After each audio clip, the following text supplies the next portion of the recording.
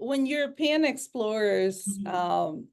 came, not just in Africa, I mean, even in Yeah, America during, right, they're right. colonizing Africa. I shouldn't even say explorer. I feel like explorers, like, it still gives you Hmm. the sense that the land was empty, and so they're exploring this empty land when that wasn't the case. But they label them as explorers when really they're there to colonize, right? So the Yeah. European colonizers arrived is that they had this sense of what we call wilderness, right? Like when we think about wilderness is this vast swath of land that are completely empty, right? Like what I call deep peopled, right? In their imagination, the European imagination.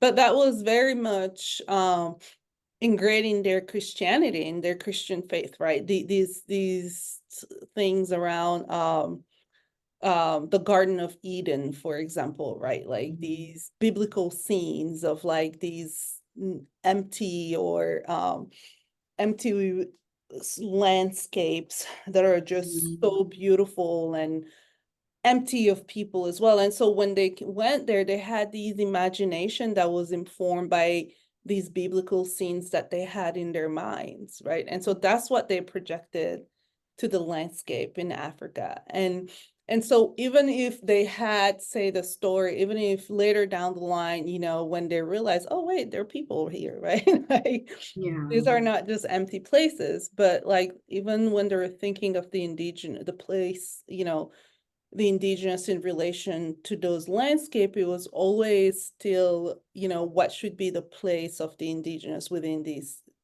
spaces, right? Like, should we completely remove them to create these fake landscapes, right? Mhm. To the European ideal of these empty landscapes. I mean, you've seen it, right? A lot of time, like when you look at National Geography, for example, like Mhm. all of these expedition magazines of like beautiful sceneries of African landscape, is always this vast swath of land that are Yeah. completely empty of No people, no people. animals.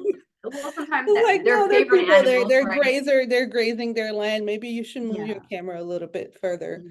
Mhm. But it was always about, what should be the place of the indigenous within in these spaces, right? In these Yeah. conservation areas. And it was either, they've always seen conservationists always till today see the indigenous in very, broadly speaking, again, very broadly speaking, in Mhm. two ways, right? There were either the noble savage, Yeah. right? That was like, was blending in with the landscape and have this very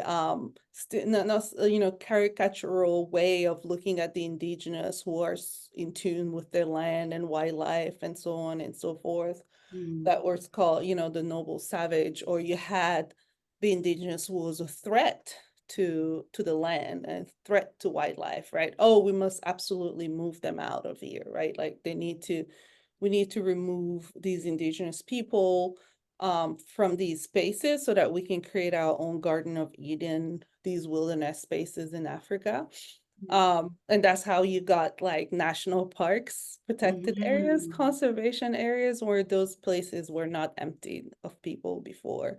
But then when there was a movement to reintegrate the indigenous within the conservation landscape, it was always done through the colonizer's gaze, right? To this very Eurocentric way of, it was almost like they had these ideas of wilderness, African wilderness, also circumscribe the indigenous identity, right? They forced them to fit within these boxes of what what the Maasai person should be like, right? Yeah. In a sense, what the pastoralist in Africa should look like, or what's, all of these different indigenous groups, so that they're able to commodify, in a sense, their culture. So they're selling the indigenous culture in relation to the landscape as well.